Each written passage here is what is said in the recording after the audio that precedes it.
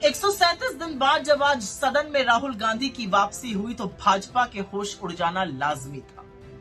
लेकिन जब सदन में उनकी वापसी हुई तो ऐसा लगा कि मानो सत्य की, न्याय की, साहस की, उम्मीद की, लोकतंत्र की इस देश की जीत हुई है। जब वो गांधी प्रतिमा पर शीश झुकाकर सदन के अंदर गए तो सदन राहुल राहुल के नारों से गूंज रहा था और इंडिया इंडिया के नारे हर ओर से लगाए जा रहे थे। जब ऐसा हो रहा था तो भारतीय जनता पार्टी की भी एक स्क्रिप्ट तैयार थी। भला वो पीछे कैसे रहते हैं, जो डरता है वो ये सब जरूर करता है। वहां के एक दुमछल्ले सांसद हैं, वो उठ खड़े हुए और उन्होंने एक ऊल जलूल आक्षेप लगाने शुरू किए। और वही चिरपरिचित स्क्रिप्ट, जब पाकिस्तान काम नहीं आता तो चीन के पिछलग्गू बन जाते हैं, कुछ चीन पर बेतुकी बातें बोले।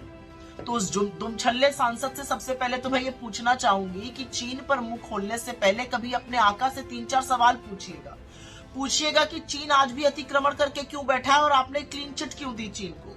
पूछिएगा कि 18 बार चीन को से मिलकर करते क्या थे। पूछिएगा कि 20 जाबाजों की शहादत का बदला गलवान में चीन को घुसाकर बैठे हुए हैं और लाल शर्ट पहनकर चीनी राष्ट्रपति का स्वागत करते हैं। पूछिएगा कि चीन से बदला चीन का व्यापार बढ़ाकर दिया क्या। वही स्क्रिप्ट अनुराग गोली मारो ठाकुर ने एक प्रेस कॉन्फ्रेंस करके दोहराई। पर इससे फर्क नहीं पड़ता है। इससे फर्क इसलिए नहीं पड़ता है क्योंकि इस देश के सामने सबसे ज्वलंत मुद्दा मणिपुर है। मणिपुर अब 3 महीने से ज्यादा हो गए, 97 दिन से जल रहा है, धू धू करके जल रहा है।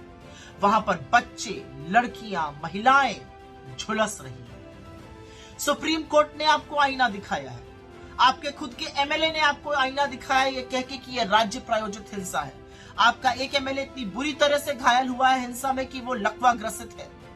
राज्यपाल ने कहा है त्रासदी बहुत बड़ी है, मैंने ऊपर वालों को बता दिया, लेकिन कुछ हुआ नहीं है। सुप्रीम कोर्ट ने तो ये तक कह दिया है कि वहां के पुलिस और सरकार के बस में कुछ नहीं है, स्थिति पूरी तरह से नियंत्रण के बाहर है। और सुप्रीम कोर्ट ने अपने पूर्व न्यायाधीशों की एक समिति गठित करी है जो वहां पर पुनर्वास का काम करेगी। मतलब सरकार पर रत्ती भर इस देश के सुप्रीम कोर्ट तक को भरोसा नहीं है। तो आप कितना भी मुद्दे से भटकाने की कोशिश कीजिए, आप कितनी भी कोशिश कीजिए कि आप राहुल गांधी के खिलाफ अपशब्द बोलिएगा या कांग्रेस पार्टी पर बेतुके आरोप लगाइएगा, लेकिन जवाब तो आपको सिर्फ एक चीज का देना पड़ेगा कि 3 महीने से जलते हुए मणिपुर पर आप चुप क्यों हैं। आपने क्या सोचा है मणिपुर में शांति बहाल करने के लिए। 78 दिन तक इस देश का प्रधानमंत्री इतनी भयावह स्थिति पर चुप रहता है और मुंह खोलता है 36 सेकंड के लिए, जब वो अमानवीय दरिंदगी की हर हद को पार करने वाला वीडियो सामने आता है।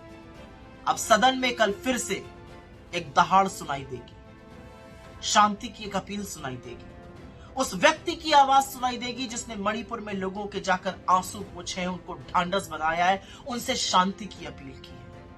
और जब कल सदन में राहुल गांधी बोलेंगे तो भाजपा वालों सुनना इसलिए जरूरी है क्योंकि सदन में इस देश की लोगों की वेदना, उनकी तकलीफों की आवाज गूंजनी चाहिए। आपकी नौटंकी के लिए इस देश के पास वक्त नहीं है। प्रधानमंत्री जी, अब तो बहस में आकर भाग लीजिएगा।